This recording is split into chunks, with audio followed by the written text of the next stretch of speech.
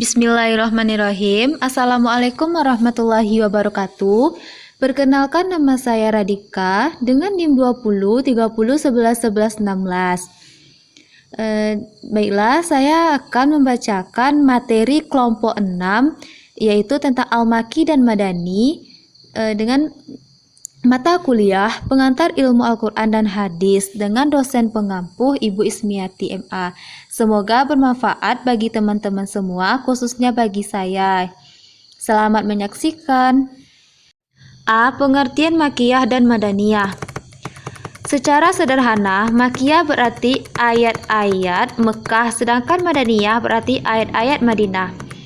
Pandangan terhadap klasifikasi Makkiyah dan Madaniyah beragam di kalangan ulama.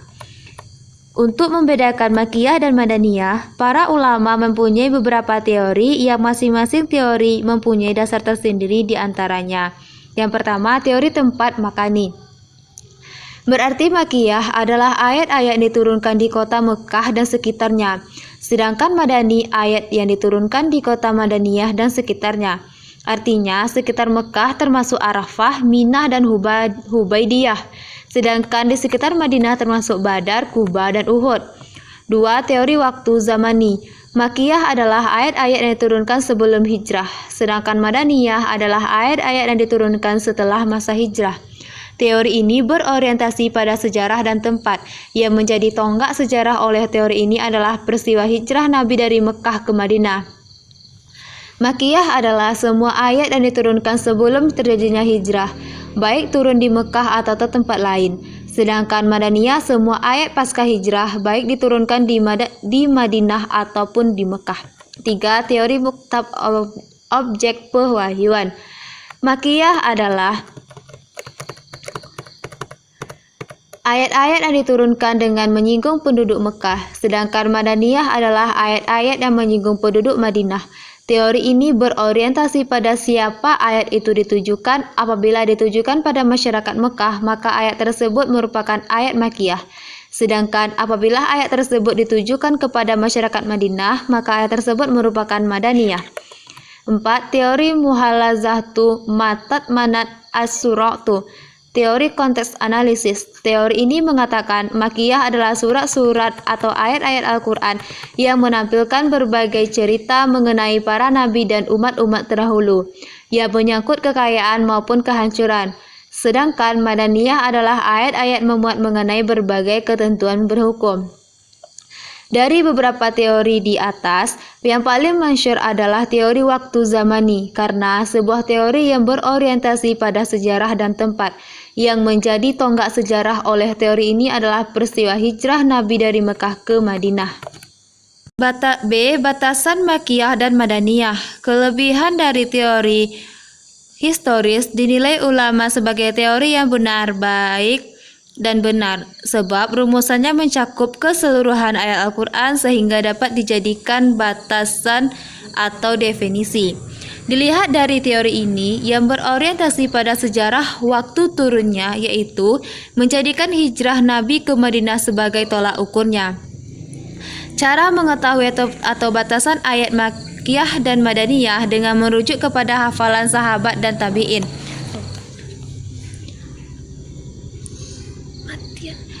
Demi Allah, zat yang tiada Tuhan selain Dia, tidak satu surat pun dari kitabullah ini yang diturunkan, kecuali aku mengetahui di mana ia diturunkan. Dan tidak ada satu ayat pun dari kitabullah ini diturunkan, kecuali aku mengetahui dalam konteks apa ia diturunkan. Kalau aku tahu ada orang yang lebih tahu daripada aku mengenai kitabullah yang bisa dijangkau oleh unta, pasti akan mengendarai ke sana. Hadis riwayat Al-Bukhari. Masalah Makkiyah dan Madaniyah adalah masalah isma'i.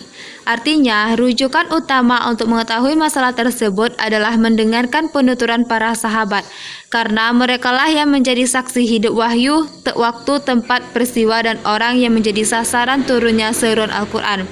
Pernyataan mereka dalam hal ini dihukumi marfu' atau sama dengan hadis yang dinisbatkan langsung kepada Nabi SAW. C. Cara menentukan Makkiyah dan Madaniyah. Ada dua cara dalam menentukan atau mengetahui yang termasuk ke dalam Makkiyah dan Madaniyah, yaitu 1. Nakles Sima'i atau kutipan langsung. Ayat-ayat dan surah Makkiyah dan Madaniyah dengan cara periwayatan dari salah satu sahabat yang hidup pada periode wahyu dan mereka menyaksikan turunan ayat. Tanpa diketahui Nabi, para sahabat sudah tahu kalau ayat ini termasuk ayat Makkiyah karena turunnya sebelum hijrah.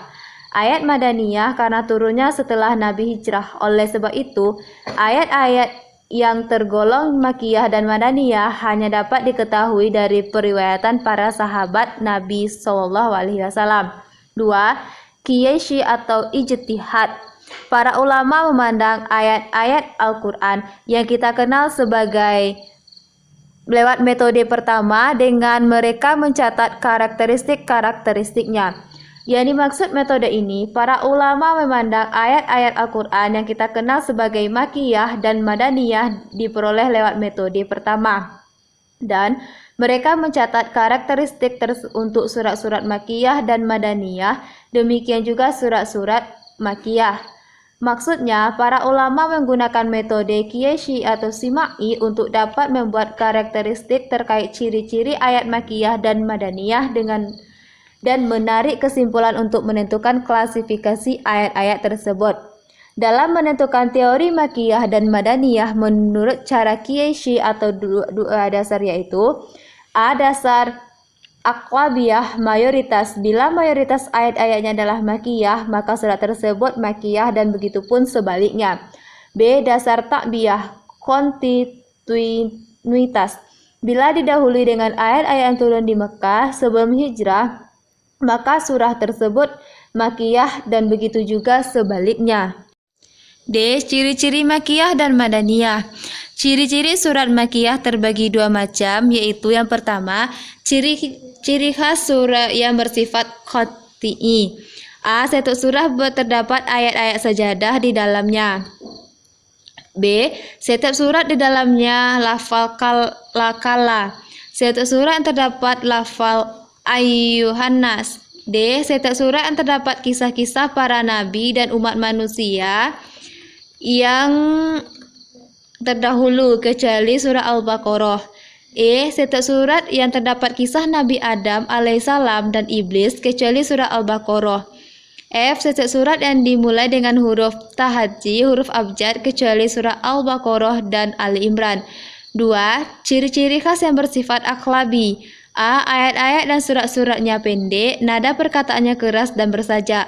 B. Mengandung seruan untuk beriman kepada Allah dan hari kiamat serta menggambarkan keadaan surga dan neraka. C. Mengajak manusia untuk berakhlak mulia dan berjalan di atas jalan yang benar. D. Membantah orang-orang musyrik dan menerangkan kesalahan-kesalahan kepercayaan dan perbuatan. E. Terdapat banyak lafal sumpah. Karakteristik di atas sesuai dengan kebutuhan kontekstual penduduk Mekah prahijrah, yang mana pada saat itu umat masih banyak yang musyrik dan memilih akhlak yang buruk. Kebanyakan ayat-ayat Makkiyah mengajak dan menuntun mereka untuk melakukan reformasi akhlak dan kepercayaan dengan menceritakan apa hari pembalasan atas konsekuensi dari perbuatan selama hidup di dunia, agar penduduk Mekah prahijrah menjadi manusia yang rahmatan lil alamin. Ciri-ciri Makkiyah terbagi dua macam, yaitu sebagai berikut. 1. Ciri khas yang bersifat qat'i. A. Setiap surat mengandung izin berjihad atau menyebut hal perang dan menjelaskan hukum-hukumnya. B. Setiap surat yang memuat menjelaskan secara rinci tentang hukum pidana, faraid, hak perdata, peraturan-peraturan yang berhubungan dengan perdata kemasyarakatan, dan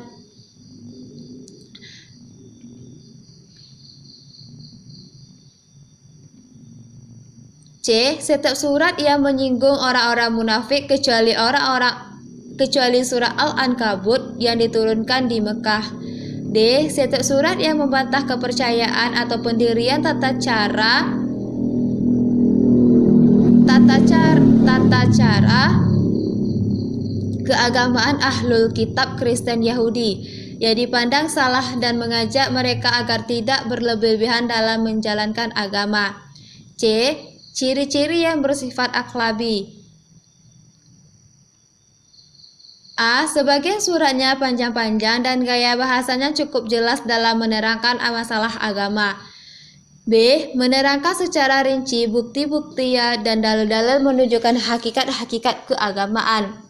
Karakteristik di atas sesuai dengan kebutuhan kontekstual penduduk Madinah pasca hijrahnya Nabi, yang mana pada masa itu umat Islam telah bertambah secara kualitas dan kuantititasnya.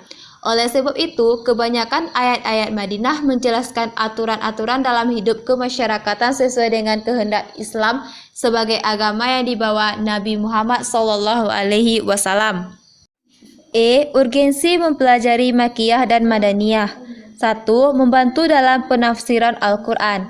Dengan kita mengetahui tempat diturunkan ayat membantu untuk memahami penafsiran ayat.